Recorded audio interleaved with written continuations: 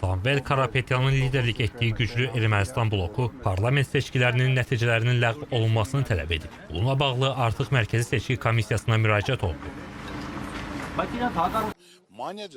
Seçkilərdə digər namizəd Qaqik Çarukyanın rəhbərlik etdiyi Çiçəklənən Ermənistan partiyası isə MSK qarşısında etiraz aksiyası keçirib. Parlamentə keçid üçün tələb olunan minimal bariyeri aşa bilməyən partiya seçkilərdə pozuntulara yol verildiyini iddia edir.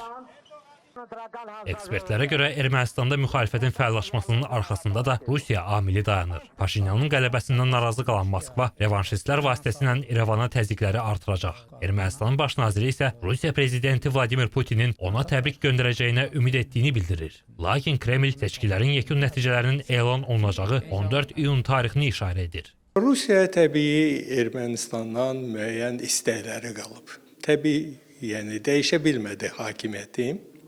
Onun əlaltıları parlamentdə azlıq təşkil edir. İndi deyirlər ki, seçkilərin nəticələrini tanımırıq, tanıyacaqlar.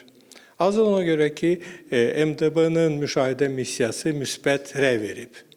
İndi Rusiya deyir, mən tanımıram, bu ilə heç nə dəyişilmir axı. Rusiya təbii qaz məsələsində də Ermənistana təzyiq göstərir. Lakin İrəvan alternativ olaraq Azərbaycan, Türkmənistan və İrandan qaz almağı istisna etmir.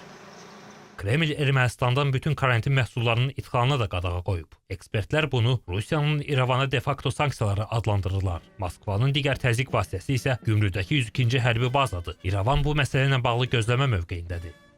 Baza ilə bağlı heç bir, belə deyək də, rəsmi açıqlamalar yoxdur. Sanki Ermənistan tərəfi gözləyir ki, bazanın belə müddəti qutarsın, ondan sonra icarə müddəti qutarsın, ondan sonra məsələyə baxacaqlar. Ona görə münasibətləri daha da gərginləşdirmək istəmir. Rusiya tərəfi isə artıq başa düşür ki, bu necə deyirlər, təzyiqeci məsələsidir və Ermənistana bu başdan təzyiqlər göstərmək istəyir. Nikol Paşinyan seçkilərdə üçbaşlı müharibə partiyasının darmadağın edildiyini bildirsə də, parlamentdə konstitusyon çoxluq əldə edə bilməyib. Ekspertlərə görə müxalifətin parlamentdə əhəmiyyətli mandat sayı əldə etməsi Moskva üçün İrəvana əlavə təzyiq silahı yaradıb. Bu da Paşinyanı konstitusiya referendumu üçün də Rusiyaya bağlı müxalifətin razılığını almağa vadar edir.